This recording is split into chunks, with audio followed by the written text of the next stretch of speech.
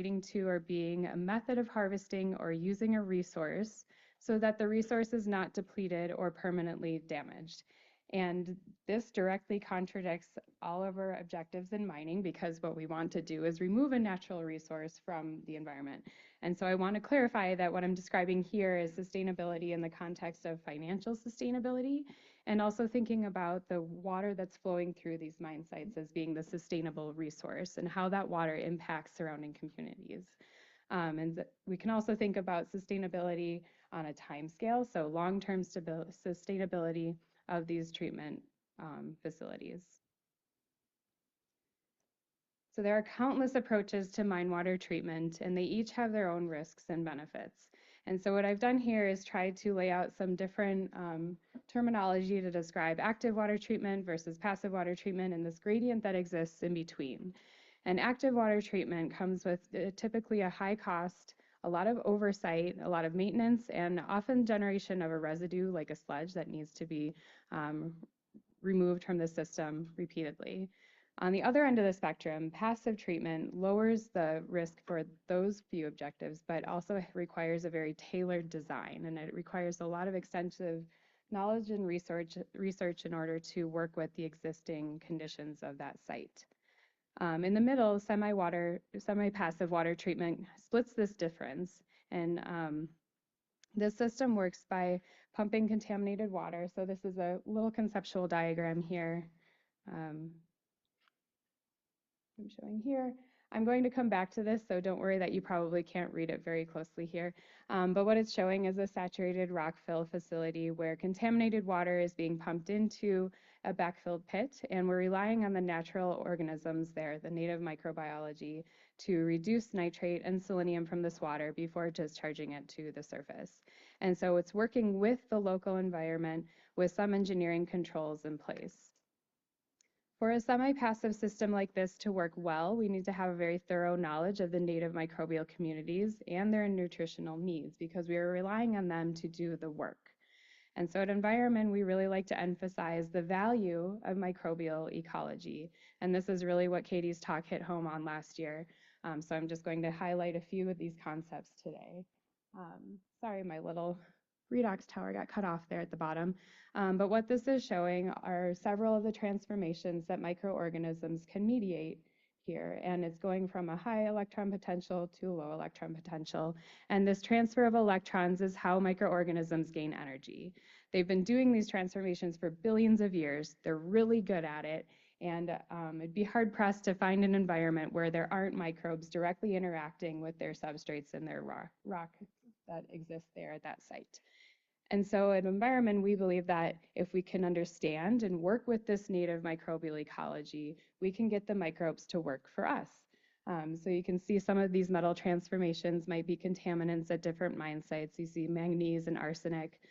Selenium is on there too, which I'll be talking about more here today. Many of these organisms live together with other populations, and they form a community where they are transferring electrons to one another, cycling different constituents. And the diversity of those communities is really important for the function of that system to exist. So I'm going to show another figure here, and I just want to warn you, it's a lot, so please don't think that you need to see or read everything on here. But what I want to impress on you here is the diversity of microorganisms that can control different electron transfers at mine sites or other environments. And so what you're looking at here is called a phylogenetic tree, based in the middle, and it's showing how each of these different species is related to one another. And each of these species are so different from one another. It'd be like comparing yourself to a tree or an amoeba or something of that line of thinking. So a huge diversity of microbes living at these mine sites doing a vast array of different transformations. And as we learn and gain more knowledge about these sites, we understand what these organisms are doing and who they are. And that gives us this database and this reference knowledge to then go out and sample a new mine site and say, well, who's there? Who's home? What could they potentially be doing? And so as you look through this figure here, you see maybe some familiar names if you've ever looked at microbiology data. It's familiar to us. Rhodophyrax up here, There's acidothiobacillus, which we know are involved in some of the acid mine drainage sites. And so by identifying the organisms that are there, we can start to understand how they are interacting with their environment. And so again, this value of understanding who's home and what they're doing. But how do we get there? How do we see who's home? So I'm going to give a quick little primer to our process at Enviromin. And this starts with collecting very robust samples. And it is so important to collect a sample that is not contaminated by hands, by coughing, by other environments, cross-contaminating of samples, because the microbes that live at these sites are really low biomass. There are very few that exist there. And so any small contaminant that comes in could really skew the data that we collect here in identifying who they are, or when we bring them back to our lab and we want to see what their capacity is. If we have a contaminant, we start with a poor sample and we don't know how the results might then translate back to the field site. So we've developed a very robust system for collecting these samples using aseptic technique, which is keeping those materials sterile. We're not contaminating with our own hands or other equipment, which you might imagine is really challenging when you're standing next to a sonic drill rig and there's dust flying everywhere and samples flying everywhere. So we do the best we can, and we also collect controls so that we can quantify what that contamination might be. But we also collect samples from different bioreactors. So this is a subsurface bioreactor here, and a surface bioreactor, and another drill site here. So we get to go to some really neat places and collect some really cool samples, and then we bring them back to our lab, and then we're kind of stuck in the lab for a while. So we get really excited about doing this kind of field work. Once we bring those samples back to the lab, they're preserved and they can sit on the shelf for 5 years. And so we have a nice archive or library of samples to go back to and work with if different questions arise in the future. But what we do is we extract nucleic acids. And so you maybe have heard of DNA and RNA before. DNA is our blueprint. It kind of gives the instructions for how our bodies can work, and it's the same for microorganisms. It's a book telling what this organism is and what it can do. And so by seeing what the DNA has in it, we can understand what the capacity or the functional potential of an organism might be. We've been taking it one step farther and looking at the RNA. So the RNA is a molecule that goes between that blueprint, that storybook, and translates that into proteins and enzymes. And those are the molecules that are actually doing the work. And so by understanding what the RNA is telling us, we can see what those organisms are actively doing at the time of sampling. So we've developed methods to be able to extract DNA and RNA from these samples, these very low biomass samples. And then we submit that nucleic acid to an external facility who sequences that DNA and RNA. They return that raw data to us, and then we process it to understand what's going on in the sample. And so what we've done traditionally is sequenced one small gene from these organisms and said, we know that this organism is here and this organism is here, and they're probably X, Y, and Z. But what we've been doing over the last few years as technology has advanced is sequencing all of the DNA and all of the RNA in a sample. And that's given us a much more thorough understanding of what's going on. So again, here comes another big kind of complicated figure. I'll walk you through it. I think it's really pretty. That's why I wanted to share it today. So this is a standard output that we get from some of our genomic data. And what you're seeing here in different colors are different organisms that we've assembled their entire genomes from this one sample. So when I started as an undergraduate 20 plus years ago, I was able to sequence one gene, and it took me a week's worth of work and hundreds, if not thousands of dollars to get one gene sequenced. And now I get gigabytes of data for like $100. And it's kind of amazing the amount of information that we have in front of us now. And what we learned from this one single sample is which organisms are there. So these are the ones we've reconstructed their genomes. But we've also learned what they can do. And we know what they can do because we've actually looked at the individual genes that are making the enzymes responsible for these transformations. And we can understand those enzymes on a very fundamental level. And so what you're seeing here at these different nodes are different functional capacities of these organisms. So there's some nitrate reduction over here, iron transformations, selenium reduction down here. For this sample in this project, we were really only interested in nitrogen and selenium transformations, but you can see we got a lot of other bonus data here. So maybe in the future, arsenic is a problem that they want to look at. We can come back to this data set and look at what the capacity for arsenate reduction might be and how microbes are involved in that process. So you can see we're now building these libraries of a lot of information. So what do we do with it? So now we've got all of this genomic information. How do we integrate it into our geochemical data to apply it to a facility or a mine site? So I'm going to walk through a couple of case studies now. This first case study, many of you are probably familiar with. This is a saturated backfill rockfill facility in the Elk Valley. And we were involved with this starting in the mine operations step in the mine life cycle. But we can think about how maybe being involved during mine development might be a huge advantage to a facility because we can help them construct a waste rock facility or a water treatment facility before they're actually operating. So reducing some of the long-term costs associated with water treatment just by understanding fundamentally what's going on at this site with the biogeochemistry. But for this example, I wanted to share this one because we were involved during operations and they are still operational.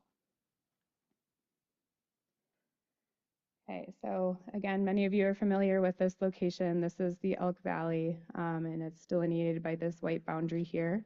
You can see there are several of different operations throughout this valley, and they are all discharging water to the Elk River, which then crosses the Canadian-US border. And so we're really concerned about nitrate and selenium loading in this water body. And what we've done with the Elk Valley is helped them to design this facility where contaminated water, again, is pumped into the saturated rockfill. And the idea is that there are native microorganisms here that have the capacity to reduce nitrate and to reduce selenium. And if we can provide them a little more food, maybe they'll work a little faster and a little harder for us. So getting them, again, to do the work for us. And then that treated water is then just charged to surface because those contaminants are reduced. We've been working on this site for many, many years, and I think some of you have probably heard us talk about this one before, but again, I want to give this example of how we can get involved during operations to keep mine water treatment more sustainable in the long run. So Enviromin has conducted several years of bench scale testing. We've operated these column bioreactors. We've done some batch tests and bottles and a lot of field surveying and field monitoring since they've started the SRF. But I thought I would give you a little glimpse at what this looks like when we do column testing. If you're ever in Bozeman, come stop by the lab and we'll show you firsthand what this looks like. But the best I can do today is show you some pretty pictures. So this is Courtney Scott. She's here today. You can come talk to her about how she filled these columns. But in short, these are rocks that we collected by sonic drilling from the rockfill. And we are loading them into these columns. And again, we collected this rock as carefully as possible. So when we're loading these rocks into these columns, the microbial communities have been well preserved. They represent what's happening in the field. The geochemistry, the mineralogy, the rocks themselves are really good analogs for what we expect to see in the field. After these columns are filled all the way to the top, we then flow water through them in an upflow configuration to saturate them completely. And the water that we use is also really important. We don't use RO. We don't try to replicate the chemistry of the site water. We go and collect the water and keep it on our shelves in a climate-controlled environment because we know it's really hard to replicate the actual chemistry of water that you see anywhere in nature. And that water itself also contains a large community of microorganisms that might be impacting the transformations that we see here. And so it's not just the rock that we're interested in, but also the water that's going through these systems that's really important for the ecology. We operated these columns for, goodness, 2-3 years, a long time, and waited patiently until the day we could finally crack them open and see what our little bugs were that were doing all of these transformations. So what you're seeing here is the influent end of this bioreactor. So down here, where methanol and phosphate had been injected with the contaminated water. And after many years of growth and development, we can actually see the biofilm with the naked eye, which is really cool to me, and hopefully it's cool to you too. But what you see here is that this biofilm has a pink hue to it. And so without even looking at the genetic signatures or geochemistry, I can tell you that there's elemental selenium that has been attenuated by this biofilm. So the selenate that's being pumped in with the water with the nutrients for those microorganisms is being reduced to elemental selenium, which is a highly stable mineral form of selenium, so removing it from this system. There are a lot of other analyses we do after we decommission these columns, so microbiology is just one of those, but we can look at what the metal constituents of the rocks are, and we also do high-resolution microscopy and spectroscopy to align the mineral end products with the microorganisms and their functions that we see. And so through all this work, we were able to provide recommendations to the client on how to operate these columns. And they finally let us publish some literature on these saturated rock fills. And so this is the first or second of these publications here that Dr. Lisa Kirk from our group co-authored. So if you're interested in reading more, this QR code should take you right to the publication, but let us know if you have a hard time accessing it. But what we reported in this study was that consistent methanol and phosphate amendments support effective nitrate and selenium reduction. And so over several years, these columns were operated and measured. The effluent water coming out of those columns was measured routinely. And we injected 30 milligrams per liter of nitrate, so off the y-axis here. And this is just showing what the effluent chemistry, so the output from these columns looks like. And we can see that aside from some brief feed interruptions, nitrate is reduced nearly to zero as long as feed is consistent, nitrate reduction is consistent. And selenium follows a similar pattern. So these columns were amended with 1 milligram per liter of selenium to ensure a consistent selenium dosage. That's in addition to the background selenium that's there.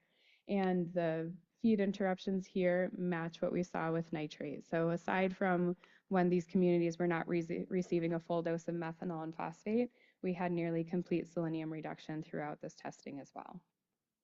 So these data, along with the upset data, were very informative for us to help them make recommendations to the client on how to operate these saturated rock fills. And we will look at this in a conceptual diagram. Then we were able to help them understand how carbon and phosphate amendment into the water that's being injected into the saturated rock fill enhances nitrate and selenium reduction that's being carried out by native microorganisms. And in a second paper that Dr. Kirk co-authored, this just came out last week, we were able to identify what the selenium end products were. And this is really important in thinking about a long-term closure scenario. Someday, they won't be mining anymore. There won't be water being continually pumped in with nutrients. And we want to ensure that the selenium that we've trapped there is going to be stable long-term. And so in this study, we looked at the selenium end products and found that aside from the elemental selenium, which you saw as those pink-hued biofilms, there's also selenite that is strongly sorbed to iron oxyhydroxides, and where we have overly reducing conditions doing some sulfate reduction, the selenium forms a ring structure with a sulfide mineral. And all three of those end products are stable long-term under both reductive and oxidative stress. So again, we're in operations and transitioning potentially to a closure scenario in the future, but being able to implement this strategy and being able to fully understand and characterize the site has reduced the cost of treating water 70–80% on CapEx and 50% on OpEx for this client. And that has translated to billions of dollars over the lifetime of just this SRF, which is treating about 20,000 cubic meters of water a day. And that's a couple hundred kilograms of selenium a year. So a lot of water being treated for a much lower cost than an active water treatment facility. So in this next case study, I want to talk about a site that is no longer in operation. This is an abandoned mine very nearby to here. It's about 10 miles away. And the Forest Service has been managing this site for a long time.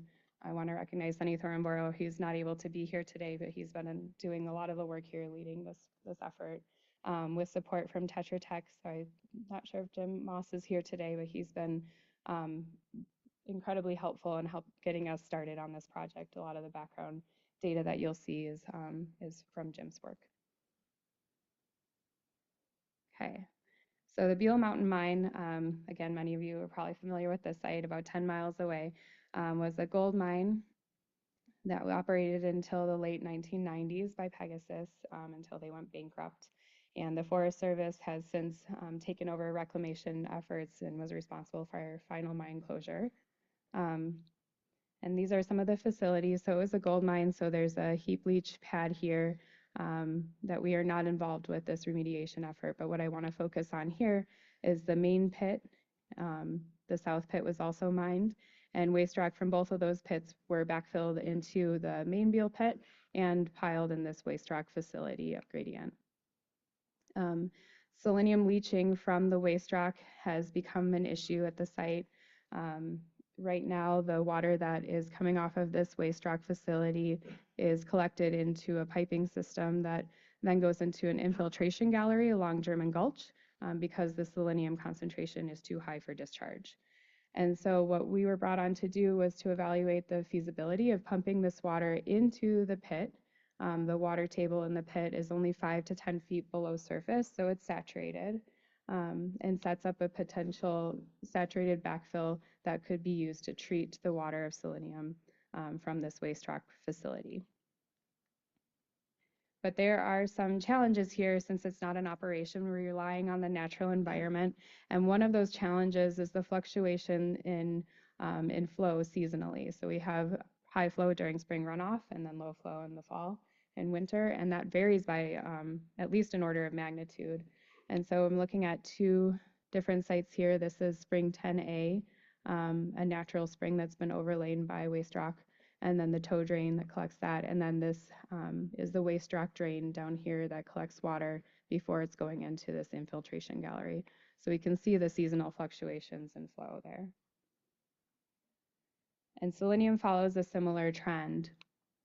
So fortunately, over time, selenium has decreased somewhat, but in the past 10 years, it's stabilized, but shown this cyclical seasonal effect. And so what we're looking at here is the selenium coming from the spring 10A monitoring location and the tow drain, and then the waste rock drain down here. There's some other springs at this site as well, but we're going to focus on the two that I've highlighted.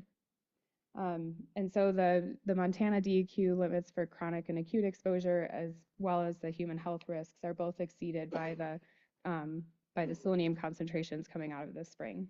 So selenium needs to be treated before discharging. And that water would discharge to German Gulch. So looking at what the background selenium is in that tributary right here, we see that the selenium concentration is below the Montana DEQ limit for chronic exposure, with a few exceptions. And so what this suggests is that there's dilution from surrounding water bodies, but also that there's the strong likelihood that bioreduction of selenium is already occurring at this site. We know that those rocks have selenium in them, but what we see discharged is lower and has been decreasing over time. So this suggests that there's potentially a native community that already exists that's experiencing selenium as selenate, and might have the capacity to reduce it. So we were brought on to do a bench scale feasibility study with the end goal of implementing a saturated rockfill here at Beale Mountain. And this started with a drilling program a year ago in June, where we were able to do some sonic drilling to collect the material that we need for these bench tests. Again, emphasizing the sterile environment and the limited contamination as best as we can. And that led into a batch test where we were able to, at a low cost, evaluate several different nutrient sources that support selenium reduction. And now we have moved into a column testing phase using the results from our batch test. And what column testing allows us to do is to optimize the nutrient amendments and determine the rates of reaction. And we can also test some different upset scenarios, just like I was showing before with feed interruptions, what happens and how that might translate to the field. I want to highlight that this is a really common workflow for us at Enviromin, where we want to thoroughly characterize what's going on in the field before moving into bench scale testing, and then starting with a batch test because it is a much lower cost way to evaluate several different possible treatment options. And so the batch test is what I'm going to describe here today. We evaluated 7 different treatment conditions, and that included 2 different carbon sources. So methanol is a single carbon source. It's really easy to break down, but it's broken down very quickly. Emulsified vegetable oil is a more complex carbon source. It has several different constituents in it, and that allows the organisms to use different components and break it down at different rates. It's also got properties that allows it to kind of stick to rock surfaces. So when we're thinking about a closure scenario like Beal Mountain, if we're able to inject a carbon source, say once a month or once a year, and it sticks around and provides long-term support for microbial bioreduction, that is a huge plus. We also looked at 2 different nitrogen sources, an inorganic nitrate, organic urea, and then provided phosphate. We know that's a limiting nutrient for a lot of organisms. These are what our batch bottles looked like. We sampled them once a week and looked at different aqueous chemistry and some different microbiology as well.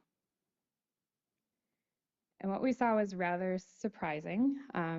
Typically, we set up these batch tests and we see clear treatment effects, but what you're looking at here is reduction of oxygen on the left and reduction of nitrate on the right. And with the exception of the yellow treatment that had nitrate added, there's no significant difference across these different treatments. And so without adding any carbon, we had similar rates of oxygen reduction and nitrate reduction as we would if we added carbon. Nitrogen didn't seem to have a significant effect other than we supplied an extra nitrate source, and phosphate also did not have a significant effect. But the important point here is that selenium was reduced within 3 to 4 weeks of testing. So going back to this idea that there's a native microbial community that already exists at Beal Mountain that is capable of reducing high loads of selenate. We also suspect that there's some background source of organic carbon that is nearly impossible to identify. Carbon comes in so many different forms that it's a pretty big undertaking to understand what that is. But we know that there must be some background form of carbon that is fueling the native microorganisms to reduce selenate. So really exciting results, rather confusing for us to interpret as microbiologists. But great news that the native communities and the natural environment are able to reduce the amount of selenium that we think might enter this system. And so geochemically, all of these conditions look really similar, but again, I'm a microbiologist, so I had to show you some microbial data here today. So this is a plot looking at how different microbial communities are related to one another. So each of these points here is one sample, and we've sequenced the microbial communities. And depending on how different those communities are to one another, determines how far apart those points are from one another. So points that are really close have very similar organisms that are present in similar relative abundances, and points that are far across have organisms that are very different from each other. And so the first thing that you see here is that along this first axis, which always captures the most variability, there's a temporal timescale. So week 2 on the right, transitioning to week 4, and then week 8 on the left. But in addition to that, we see that the no carbon controls and the bottles that were amended with emulsified vegetable oil, this EVO, hosted really similar communities throughout testing. But what differed is when we added methanol. So although we didn't see a strong geochemical response, we know that the addition of methanol significantly shifted this microbial community. And coming from an ecology perspective, having a similar community throughout testing might provide more robust functional redundancy in light of different upset conditions. So in the field, if we see a really cold winter, or maybe we see drought conditions that are common to that environment, but if we go and shift this microbial community, we need to think about how it might respond to those different conditions. So if we keep our community similar to this control community, that might provide us a more robust response in the future. But in adding methanol, we've shifted this community. I'm not showing any specific taxonomy here, but we've shifted it towards an organism that specifically uses methanol. So what happens if we stop providing methanol? We might have a pretty big upset in the ecology of this system. On the bottom of this plot, we're looking at nitrate. So you saw that pretty significant response when nitrate was added on the previous slide as well. So what I want to reinforce is that understanding the microbial component to our systems is important in interpreting the geochemistry and the different treatment options that we are evaluating at these scales.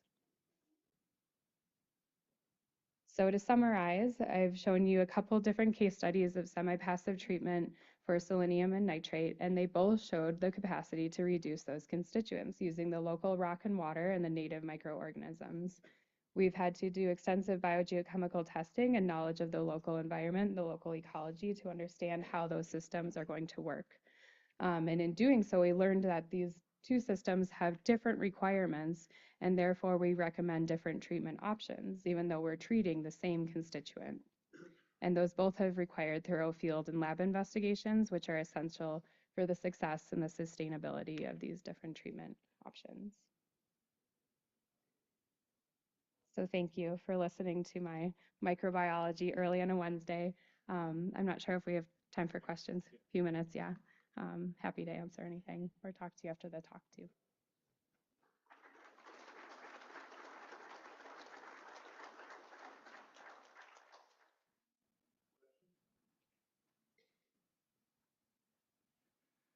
At Beal Mountain, did you try to look at the initial carbon levels through something like TOC or DOC analysis? I know that with the low levels of selenium, you'd hardly need any carbon. You'd have to do a lower level analysis than is typical. Yep, you hit it spot on. We do see background dissolved organic carbon. It varies carboy to carboy. So we collect our water in these carboys from that waste rock drain, and we see different fluctuations in carbon. We see it going in and out of a particulate phase. And so we suspect that there is microbial transformations of carbon that is occurring there. But we don't, like you said, it doesn't require a lot of carbon. So we don't see a huge consumption of that organic carbon, but we do know that there is background carbon present, which makes it a little challenging thinking long term. We don't know what this pool of carbon is or necessarily where it's coming from yet. So one of the things we're looking into in some of these column studies. Yeah. Thank you. Questions? Thanks, Rachel.